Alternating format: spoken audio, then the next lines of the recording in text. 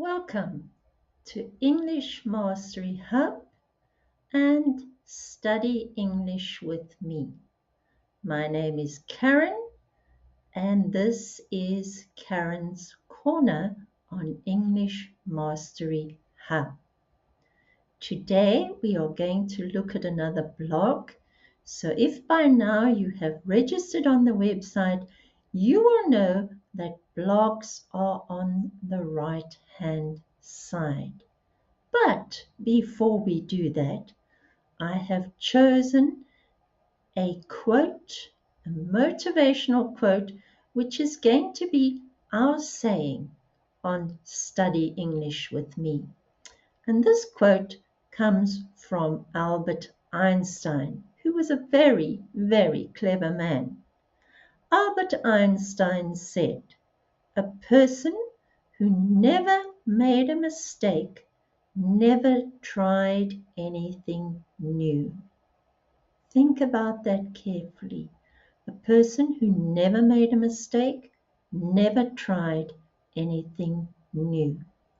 Here on Study English with me, our goal is to get you to try new things in learning English. So don't be afraid of making mistakes. We are all human. And the positive thing is that we are trying, and that's all that can be expected of anybody. So let's look at our blog for today. Our blog is a story called My Pet, a Story of Love. And this story is very close to my heart. Be sure to listen to the end and I will show you a little sneak peek of why this story is particularly special for me. The story is at an A2 level, so something that I'm sure all of you will be able to understand. Again, we have commonly used words from the article: companionship, a feeling of friendship and support. Pets provide companionship for many people, especially people who live on their own. And explore, which is a verb, to travel around a place to learn about it. Comfort, a noun, a state of physical ease and freedom from pain. When we feel comfortable, which is an adjective, then we feel at ease. Joy is a noun, a feeling of pleasure or happiness. I'm sure all of us have experienced joy at some time in our lives. And then cherish, to hold something dear, to value it highly. And this is a verb. It is something we do. Remember, there is an audio which, if you join our website, you may listen to the audio and play it over for yourself. And in this way, you can hear the pronunciation of the words again and again. Especially if you're not sure of a particular word, you can play it back and repeat it. Isn't that wonderful? So I'm going to read the story, and as usual, I would like you to practice mouthing the words. The technique is called shadowing. Mouth the words silently to yourself so that your lips get used to shaping in the way that forms the word to pronounce it correctly. Are you ready? Let's go. My Pet, a story of love. Pets bring joy and companionship into our lives. They are more than just animals. They become part of our families. My pet, a playful dog named Max, has filled my life with love and happiness. This is our story. When I first saw Max, He was a tiny puppy with big brown eyes and fluffy fur. I fell in love instantly. He looked so cute and friendly. I remember the day I brought him home. He wagged his tail excitedly, exploring every corner of the house. From that moment, we were best friends. Taking care of Max has taught me many things. Every morning, I wake up early to take him for a walk. We enjoy the fresh air and sunshine. Max loves to chase squirrels and play with other dogs in the park.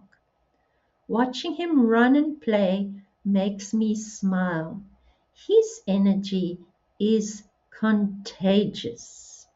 Now, if you don't know what the word contagious means, just click on it and it will open the glossary and it will tell you contagious means easily transmitted to others. Now, the beauty about our glossary is that you can translate it from English into any language of your choice, whatever your home language might be, whether it is Chinese, whether it is French, whether it is German, any language you can translate the word into that language and that might help you understand it better. I don't know what's happening there. So let's translate it into French and see the meaning of the word in French. Contagia is an adjective. I don't know if I can pronounce it in French. But as we learned, it means it is easily transmitted to others. So that is our word in our glossary, and we will look more at our glossary as we proceed with the article. So we were learning that Max's energy is contagious. It's easily transmitted to others. At home, Max is very playful. He loves to chew on his toys and sometimes gets into trouble. One day, he chewed my favorite shoe. At first, I was upset, but then I laughed because he looked so guilty. I learned that pets can be naughty, but their love makes everything better. Max also has a special way of showing his love. When I am sad or tired, he comes to sit beside me. He puts his head on my lap and looks at me with his big brown eyes.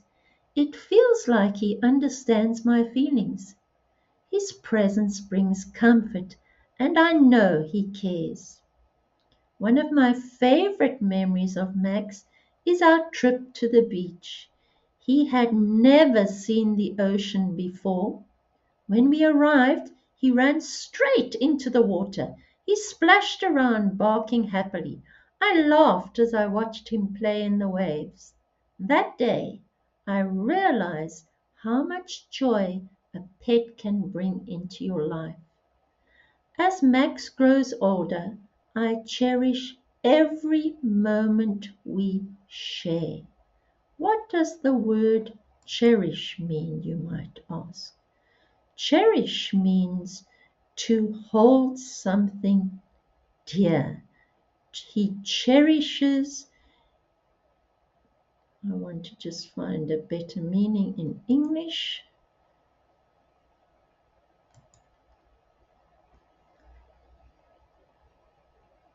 To treat with affection, care, and tenderness, to nurture or protect with care. I protect with care. I cherish every moment we share. He is not just a pet, he's family. We have created so many memories together, from playing fetch in the garden to snuggling on the sofa. Each day is special. What do we mean by snuggling? Snuggling means, let's find the meaning. A snuggle is an affectionate hug. It doesn't mean that. It means lying close to one another, a person or a thing. Sometimes my girlfriend and I snuggle, ooh la la. So this means that Max and her lie close together on the sofa in the evenings at the end of each day. In conclusion, having a pet like Max is a wonderful experience. They teach us about love, loyalty, and happiness.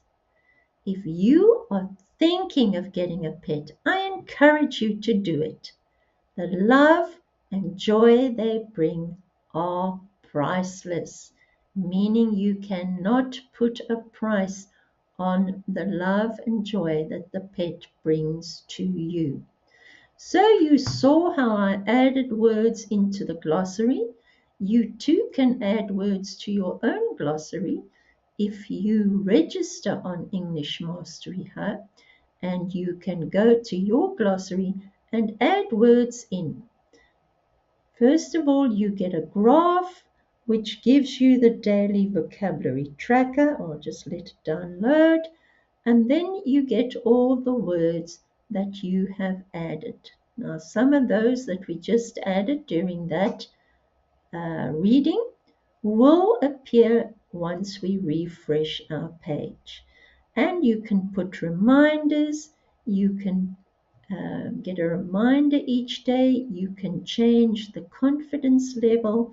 When you know the word better, you can change it from just learned until, as we see in our graph, which is our tracker of vocabulary on a daily basis, we have just learned words that we use daily and words that we are confident with.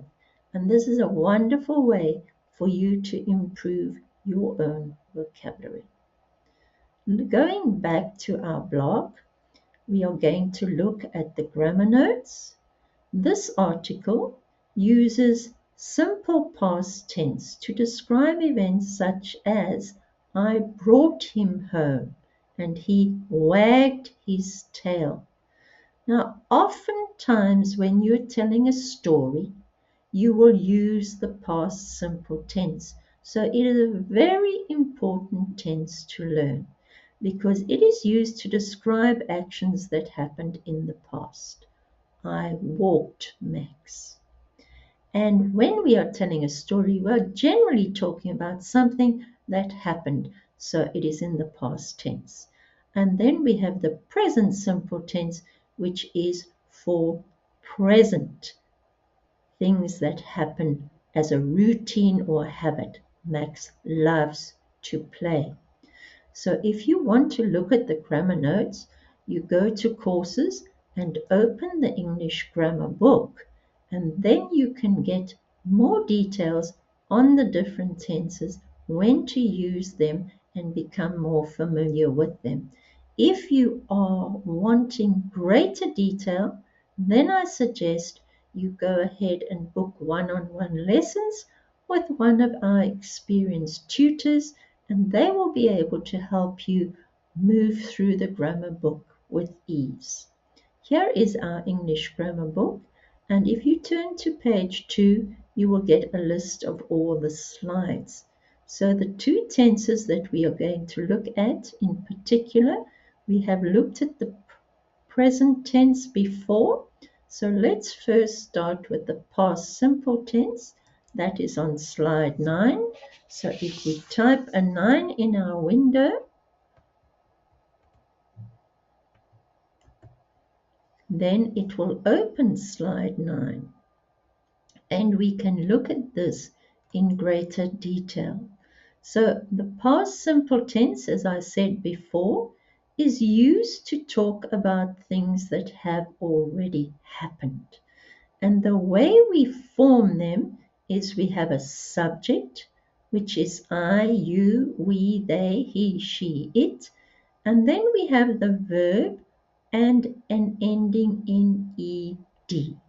So all regular verbs end in ed.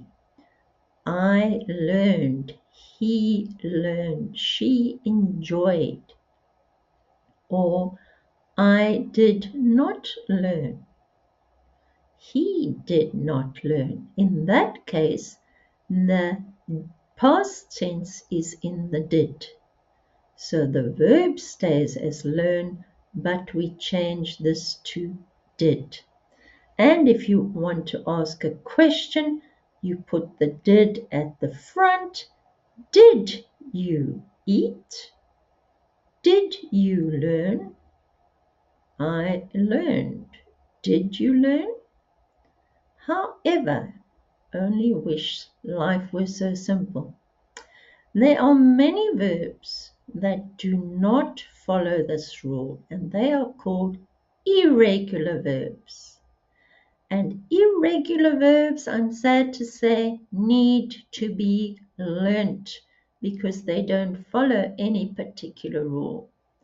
The past simple in irregular verbs does not end in ed. So you remember I said regular verbs end in ed, irregular verbs do not end in ed.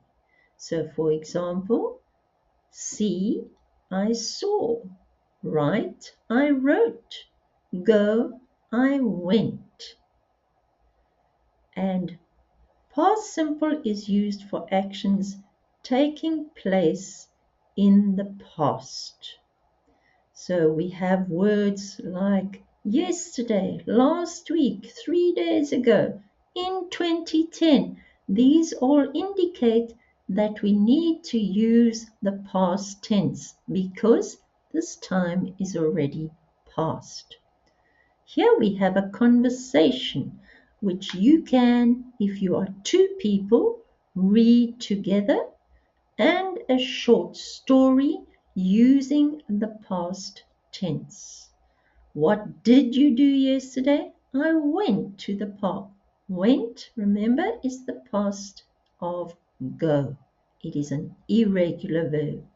If you want more information about irregular verbs, then go onto Google and type irregular verbs and you will get a list of irregular verbs that you can go through. But as I say, they have to be learned because they don't follow any particular rule. Going back to our story, we need to answer 5 questions based on the article. So, we need to look for keywords in the article, and that is the way we can answer questions quickly. Oftentimes in exams, you have to answer a question and you need to be able to skim or scan a text. That means your eyes go quickly down the line of words to find the answer. So the first question is, what is the name of the author's pet? Drop your answers in the comments below so that I can check that you are listening and understanding. So, what is the name of the author's pet? I'm sure we all remember, but let's go to our article and we find here my dog named Max. Remember to watch to the end. I've got a secret to share with you. So the dog's name is Max. How does Max show he cares when the author is sad? Who remembers that? Drop your answers in the comments below. So I'm going to scan. I see it. Max also has a special way of showing his love. When I am sad, he comes to sit beside me and puts his head on my lap and looks at me with his big brown eyes. Dogs always have brown eyes unless they are huskies, in which case they have blue eyes. But I'm sure Max has brown eyes. So that is how Max shows his love when the author is sad. Moving on to question number 3. Where did the author take Max for a trip? I remember one of my favorite memories. The author took Max on a trip to the beach. Now, if you're answering questions in an exam, there may be single word questions so you can answer the beach, or you may be required to make complete sentences. Where did the author take Max on a trip? Your answer would be the author took Max on a trip to the beach. That is a complete sentence and it is grammatically correct. So you start off with this part. Where did the author take Max? We're looking for a place and you start there. The author took, because it's past tense, Max for a trip to the beach. Took again is an irregular verb, so the past tense is different. What naughty thing did Max do to the author's shoe? Um,